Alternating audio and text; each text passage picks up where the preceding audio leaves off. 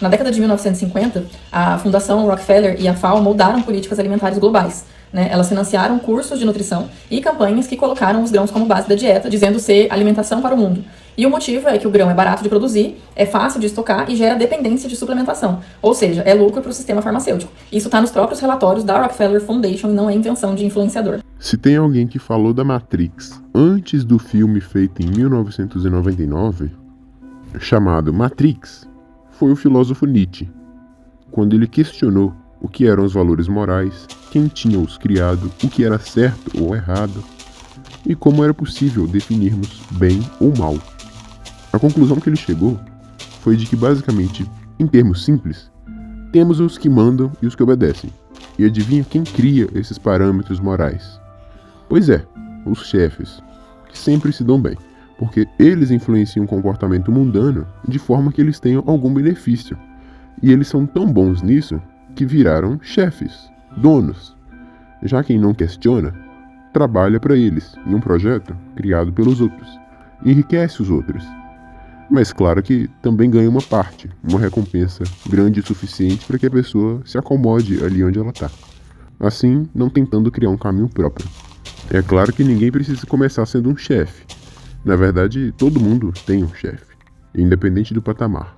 Mas mesmo assim, o trabalho para os outros é para você ter como respirar enquanto constrói algo seu. Mas depende da profissão. Por exemplo, se você for pedreiro.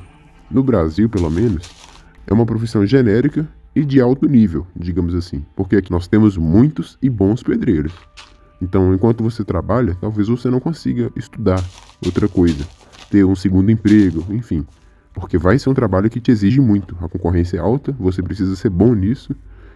E também batelagem, em si, fisicamente falando, é uma coisa que exige a sua atenção, a sua presença. Não tem como você batelagem enquanto estuda para um concurso da Polícia Civil.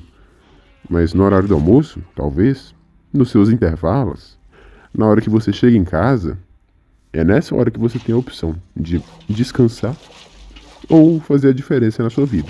Se esforçar em prol dos seus próprios objetivos. Porque você ficou o dia inteiro trabalhando para os outros, agora é a sua hora. O que você faz com a sua hora? Você quer melhorar ou quer descansar? Todo mundo tem as mesmas 24 horas. É clichê e real. Mas é óbvio que parte do seu dia você não está criando nem crescendo. Está apenas sobrevivendo, fazendo a manutenção da sua vida. Ganhando dinheiro para alimentar, tomando banho, arrumando casa, enfim, faz parte. Mas o que vai te fazer crescer é você conseguir sonhar além. É você realmente ficar mais exigente com a sua qualidade de vida. E eu não quero só sobreviver, eu quero viver, conhecer, explorar, fazer coisas novas que uma pessoa que só faz o mínimo necessário jamais conseguirá fazer. Então, você acha que a manutenção da vida dá trabalho? Então, experimenta ir além disso. Mas eu ainda acho que vale a pena. A vida é uma só, ela passa. Se você não está conhecendo coisas novas, evoluindo, aprendendo, é porque você já morreu. Se você viver um ano a mais ou a menos, a sua vida vai continuar a mesma. Se essa for a sua realidade, isso é um problema. Mas para toda essa mudança ser possível, você obrigatoriamente precisa querer, para começar. E segundo, acreditar que tem como. Eu não estou falando que basta querer e sonhar que as coisas virão. Mas você tem que se permitir querer mudar de realidade. É meio óbvio que nada vai se realizar. Porque quando as coisas, ainda que de forma aleatória, começam a caminhar na direção que você quer, você não vai saber aproveitar, porque você não está nem tentando, você nem acha que algo pode ser feito a respeito, e você não vai tentar.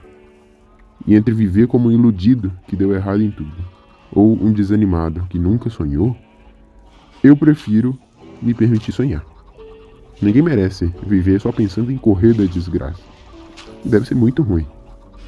Mas é de pessoas com essa mentalidade que quem está precisando de empregados obedientes e fiéis vai querer. Vai tentar fazer isso com você, com o máximo de pessoas possíveis. Quanto mais trabalhadores alienados, melhor. Pelo menos para eles. Um dos homens mais ricos que já passou na Terra, John Davidson Rockefeller Sr., ou então o famoso John Rockefeller, depois que ele monopolizou todo o mercado de petróleo dos Estados Unidos lá no século XIX, se teve uma coisa que ele fez bem, foi controlar também a vida das pessoas. Isso mesmo com ele já falecido. Ele criou um sistema, porque esse cara era um tanto quanto ambicioso. Lembra que eu falei que o seu sonho não pode ter limite? Pois é, o desse cara com certeza não tinha. Além dele dominar o mercado energético, petróleo, ele resolveu expandir, principalmente para as áreas da agrícola, farmacêutica e da educação. E para você entender o nível que ele chegou de controle, ele financiava estudos que promoviam certos produtos, que ele já era dono do monopólio deles. Ou então ele atacava certos processos menos industriais, que dependiam menos das empresas dele. Enfim, o cara construiu uma campanha de difamação contra um lado e promoção contra o outro. É por isso que hoje você vê muitas críticas a médicos, a nutricionistas, falando que o diploma deles não vale de nada. Porque, de fato, o conhecimento que eles têm é um conhecimento que foi comprado no passado. Aquilo não necessariamente é ciência, é verdade. Mas é o que essas instituições do passado queriam que fossem tratadas como verdade para que elas tivessem o maior lucro possível. Infelizmente, isso ainda não mudou. A questão é que quem segue a medicina tradicional antiquada se dá mal. A pessoa continua voltando no médico, vai lá resolver um problema, volta com 2. Já quem entende um pouco do que está fazendo, entende de biologia, saúde humana, alimentação, estuda por conta própria, sabe? Pega conceitos desconexos e consegue conectar eles, essa pessoa sim se dá bem. Porque ela não está dependendo de intermediários enviesados, pessoas que nem têm a maldade para saber que elas estão passando problema para frente. Elas não estão passando conhecimento, elas não estão salvando vidas. Elas só estão trabalhando para manter essa indústria dona do monopólio. Simples assim. E um exemplo muito bom é a indústria do leite, onde há muito tempo atrás eles inventaram o processo de pasteurização. Ou, se você já deve ter lido na caixa de leite, vem escrito UHT, Ultra High Temperature, que é pasteurização. E até aí, tudo bem. Um leite pasteurizado tem grande parte das bactérias mortas, né? Eles esquentam o leite, esfriam, matando assim o máximo de bactérias possíveis. Agora, bactéria não necessariamente é ruim. O nosso estômago ele tem milhões de bactérias. Ele precisa dessas bactérias. Se você remover as bactérias do seu estômago, você morre. Já comece por aí. Mas beleza, eles matam bactérias e o que seriam essas bactérias? Só para te dar um parâmetro, essas bactérias são tão importantes, as do leite em específico, que se você der um leite de caixinha para um bezerro, ao invés de amamentação da mãe, ele vai morrer, ele não vai conseguir se desenvolver. Porque no leite da mãe dele é onde vai ter os organismos que fortalecem o sistema imunológico. E nós, seres humanos, é quase a mesma coisa. Na própria caixa de leite vem falando para você não substituir a amamentação por aquele leite, a não ser que tenha uma indicação expressa de médico, algo assim. Enfim, eu leio bastante essas embalagens, não sei você, mas eu consigo reconhecer isso muito bem, tá na minha memória já. Desde pequenininho eu leio essas coisas. E, bom, tem gente que acredita que o leite pasteurizado é bom, porque não tem o risco de te dar infecção ou contaminar com alguma bactéria negativa, algo do tipo. Às vezes a pessoa nem entende do que ela está se protegendo. Mas falou bactéria, ela está com medo, né? Algum agente causador de doenças, enfim. Mas se o leite vem com alguma doença, a doença não é do leite, é do processo que ele foi feito. Às vezes a mão do vaqueiro, que ele não lava a mão, ou não lavou o recipiente onde coletou leite. Mas o povo que trabalha com isso não tá de brincadeira, eles não vão ficar querendo matar os clientes dele. Diferente dos grandes monopolistas, eles não têm uma farmácia para depois vender o remédio. Se ele matar o cliente, ele só perde o cliente mesmo. Então não tem essa palhaçadinha, sabe? No comércio local, em baixa escala, algo mais familiar, é um esquema bem na base da confiança mesmo, sabe? E, bom, usando esse erro humano como espantalho para bater, a grande indústria começou a difamar, não é de hoje, tem muito tempo já, que fala, a produção de leite caseira, a produção de leite natural, ela faz mal, pode te matar, cheio de bactéria, logo você não pode beber esse leite. Tanto é verdade que no Brasil é crime. A venda de leite cru, leite que não passou pela indústria capitalista pagadora de impostos, é crime. É claro que ninguém fiscaliza isso, enfim, né? É só uma legislação, algo que está no papel. No Brasil tem tanta coisa pior acontecendo que o governo não tem muito tempo para ficar preocupando com essas coisas. Mas sabe o que é o pior? É que quando aparece esse monte de pessoas com intolerância à lactose, é pela falta desses micro-organismos que são mortos no processamento do leite. Se a pessoa bebesse o leite com bactéria, ela teria como digerir o leite. Agora, Se você não sabe, a lactase é responsável por digerir a lactose, e essa lactase é produzida na sua barriga, porém em um certo nível. Tanto que existem pessoas com mais intolerância à lactose ou menos. Tem gente que se beber meio copo já dá diarreia. Tem gente que consegue beber meia garrafa inteira e continuar tranquilo, entende? São níveis. Não é, eu posso beber ou não posso. Depende. Você pode beber até um certo ponto. Isso pouca gente presta atenção. Eu mesmo sou um pouco intolerante à lactose. Eu não consigo beber 200 ml de leite. Agora, um pouquinho menos, vai, sabe? Mas é uma coisa desagradável. Eu mesmo reconheço, fui vítima desse sistema. Você acha que é natural a pessoa ser alérgica, ser intolerante a leite? Tipo assim, pelo amor de Deus. As nossas mães produzem leite e a gente não consegue beber? Tipo, claro, passou de uma certa idade, a gente não vai beber leite da mãe. Agora, é natural do ser humano beber leite de outros animais, pra substituir, né? Enfim, ninguém vai ter um marmanjo mamando na teta da mãe ainda. Mas na de outros animais, sim, porque o leite é um belo de um alimento, bem completo, com boas gorduras, bactérias, proteínas, enfim.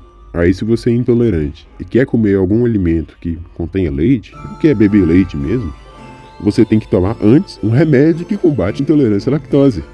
Intolerância essa que foi causada pelos mesmos que estão te vendendo o remédio. Você só não percebeu. Mas é assim que uma Matrix é criada. Isso é só um exemplo também. Existem vários aspectos, claro. É só alimentação e um alimento específico. Mas o Rockefeller não estava de brincadeira. Ele financiou enquanto deu o máximo de artigos científicos que falassem mal da medicina natural, aquela coisa tradicional, né? Falar que é coisa de doido, tudo. Ficar difamando mesmo. Falar mal de plantas com efeitos curativos, porque eles não querem que você pegue a planta que está no mato e se cure. Eles querem arrancar a planta, processar ela, te vender, não te curar 100% para continuar te vendendo mais coisas. Então, é o sistema, sabe? É uma aberração mesmo, faz milhões de vítimas. Aí tudo que eles não conseguem vender, eles colocam a taxa de medicina charlatã, medicina falsa, medicina enganosa. O leite que você bebe natural, ele te faz mal. Então beba aqui do nosso leite, que não tem bactéria nenhuma, não tem nada, não vai te proteger. É tipo uma água mesmo, é um leite morto, que não tem nada além de proteína e gordura. Aí depois que você passa mal, compre os nossos remédios, a gente tem bastante para te vender. E foi tudo arquitetado. O Rockefeller mexeu nessas duas indústrias, a farmacêutica, e começou a falar mal de alimentos naturais, e promover industrializados, enfim. E isso não se limita só à alimentação. Também foi feito isso no sistema educacional, por exemplo. Ele foi moldado por essas influências monopolistas, né? As salas de aula foram projetadas para criar pessoas obedientes, não questionadoras. Até porque tá meio óbvio, no momento em que você se pergunta por que eu preciso aprender essa bosta, você começa a ver coisas tão inúteis em sala de aula, você já tá passando raiva. O mundo já tá te reprimindo a não questionar. Porque se você for questionar, você vai viver frustrado, você vai passar raiva. Você não vai aceitar que você tem que aprender aquilo, porém, olha a pressão social que é montada em cima disso. Se você não aprende aquilo, você não tira o diploma, não vai ter ensino médio completo, seus pais vão te criticar, a família, as pessoas por fora, enfim. Você é mal visto se você não tem ensino médio. Agora, o que é o ensino médio? Você não vê um monte de coisas inúteis, sabe? Eu não tô falando que é inútil pra todo mundo, que não tem que usar isso na vida real, na prática. Não, óbvio que não.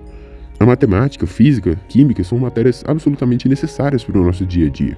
Agora, você não precisa ser um especialista nisso tudo.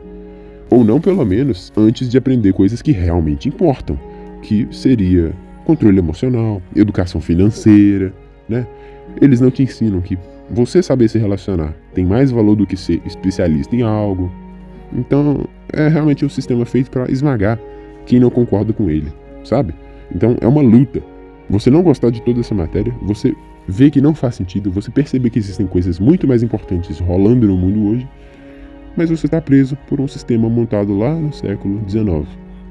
E justamente esses caras que montaram o sistema, que estão no topo da cadeia alimentar, digamos assim, as pessoas que definiram e definem a forma como funciona o sistema educacional, eles não querem mais do mesmo. Eles não querem pessoas que saibam controlar as outras, porque isso eles já fazem muito bem. Eles não querem mais concorrência. Eles querem um nerd de laboratório, basicamente. Depois eu vou falar mais sobre isso. Agora, é bem intuitivo que se você conhece uma pessoa que resolve os seus problemas, você não precisa resolvê-los. Alguém melhor que você já pode fazer isso. O que não significa que você é um peso morto, que você não se vira sozinho. Muito pelo contrário. Você se vira tão bem que você faz isso sem entender de tudo. O que esses caras do topo precisam é de algum nerd sem propósito na vida, que fique igual otário descobrindo as coisas para os outros. Então é óbvio que as matérias da escola, para quem é mais ambicioso, são matérias chatas. Você percebe que elas terminam nelas mesmas. A grande sacada é saber usar o conhecimento científico na realidade. E nada melhor do que você conhecer alguém que já sabe, trazer o conhecimento dessa pessoa e usar onde você quer. Porque aí é onde você está mandando. Você começa a definir as regras do jogo. Dando um mini exemplo do que pode ter acontecido no passado. Pensa, se você contrata um estudante de direito, aí ele redige um projeto de lei que, sei lá, te dê algum monopólio. Proíba o leite natural. Aí, né, você é o único dono de indústria de leite. Logo, todo leite que não passar pela sua indústria é um leite fruto de crime. Tem que ser apreendido. Bom, você contratou um cara para criar essa lei aí e tal. Aí depois você paga um cientista para enviesar o estudo dele e apoiar a causa da sua empresa. E fala que é em nome da ciência e por aí vai. Aí você ainda vende esse produto, que é uma bosta, faz mal para as pessoas. E depois você aparece vendendo a solução. Porque você já calculou antes o que esse produto vai causar. Então, você consegue montar uma cadeia infinita. Você vende o alimento da pessoa, vende o remédio, você vende o caixão para ela. É simples assim. É um ciclo vicioso sinistro. E nisso, você conseguiu recrutar um monte de nerds, né, pessoas com autoridade nas suas respectivas áreas, para trabalhar em prol de algo que talvez elas não saibam, porque elas estão alienadas. Elas só sabem, química, física, nossa, matemática, que legal. A pessoa amava as matérias da escola, nunca conseguiu tirá-las do papel, só fica no papel. E quem tira essa coisa do papel é a pessoa que consegue transformar tudo. E é assim que se cria uma Matrix. Pessoas que são movidas por paixões fazem o que as pessoas que agem só por dinheiro jamais fariam, porque não valeria a pena. É o que eu falei, é uma coisa de paixão mesmo. Você estudar a ciência pela ciência mesmo, querendo dinheiro, não faz sentido.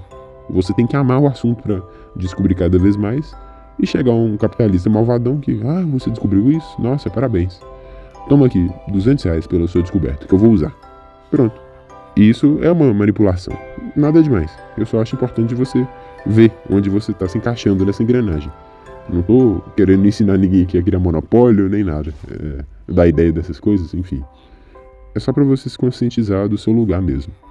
E se tem algum escritor que falou muito bem sobre isso, sobre olhar o seu ambiente, questionar, e em várias áreas, seja saúde, educação, moral, valores ou cultura, foi o Nietzsche. Esse cara foi o cara de pau que chegou perguntando: por que isso aqui é bom e aquilo é mal? Quem definiu isso? Qual o interesse de quem definiu isso? O que essa pessoa quer em falar o que é certo e o que é errado? Quem é você para me dizer o que fazer? O Nietzsche é libertação. Eu já li 2 livros dele, tô lendo o 3º e já salvei mais 2 para ler. Só tá faltando tempo mesmo, mas pelo pouco que eu já li, o cara já conseguiu libertar alguns pensamentos meus. Porque ele é o sem vergonha que precisávamos para rebobinar a fita, tentar entender o que está acontecendo hoje em dia. O mundo tá muito louco e as pessoas só seguem fluxo, sem se perguntar quem foi que organizou esse fluxo, para onde elas estão indo, o que está acontecendo, né? Aí é onde começa. Você vai trabalhar para os outros e os outros vão usar o seu trabalho para o benefício deles. Eu recomendo que você leia Nietzsche também. Pode começar pelo livro chamado Assim Falou Zaratustra, A Genealogia da Moral e Entre o Bem e o Mal. São 3 livros muito bons. Acho que são as principais e melhores obras dele. Bom, no momento que eu estou gravando esse vídeo, eu ainda não tenho um vídeo sobre o Rockefeller, mas eu acho que ele é um cara muito importante para a gente falar sobre e entender mais como funciona o mundo, como que ele influenciou e tudo mais. Porque no vídeo de hoje foi mais para falar sobre Matrix, Nietzsche, libertação, enfim. Agora, se eu quisesse entrar nesse tema do Rockefeller mesmo, ia dar um vídeo inteiro. Então, eu vou fazer um vídeo inteiro só para isso. Se ele já tiver feito, vai aparecer na sua tela agora, você clica. Dito isso, eu vou nessa.